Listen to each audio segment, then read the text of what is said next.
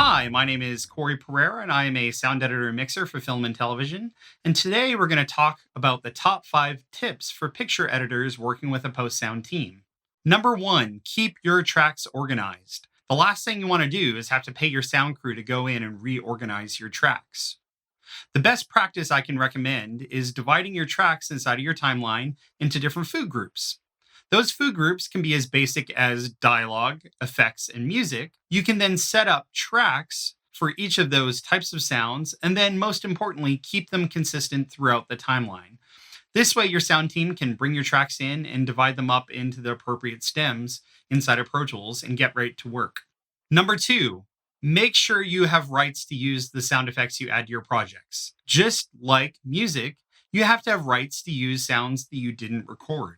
If you need to find sounds, I definitely recommend going to prosoundeffects.com and downloading their SoundQ software, which will give you access to purchase a large collection of sounds, as well as complete access to the freesound.org library to find sounds that you can use.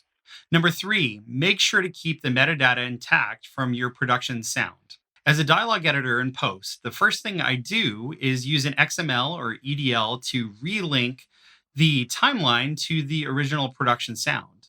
If the metadata isn't maintained, I won't be able to do that. There are a couple of ways to do this, and the best thing I'd say is to talk to your post sound crew and do some tests earlier on in the editing process to make sure everything's going to work properly. If you do get into a situation where you have not maintained the metadata, there are some tricks to help. One thing I've heard of some editors doing is taking an EDL and then re-importing it into a new session and then relinking that timeline to the original production audio. Again, the best thing you can do is talk to your post sound supervisor early and make sure that everything is going to work later on so you don't have any surprises. This brings us perfectly to point number 4, talk to your sound team. As a supervising sound editor, I like to get involved in a project as early as possible. Often in pre-production, I'll start by reading a script. During production, I'll communicate with the production sound mixer. And during editorial, I'll talk to the AE and editor to make sure we have workflows established so that when it comes time for post sound to start work, things go smoothly instead of having unexpected surprises. Number 5, follow the turnover spec sheet.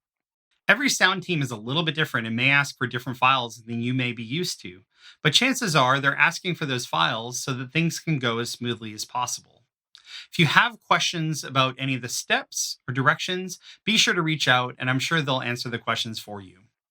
All right, well, thanks for tuning in, and hopefully these tips will help your next project go a little bit smoother when working with the post sound team.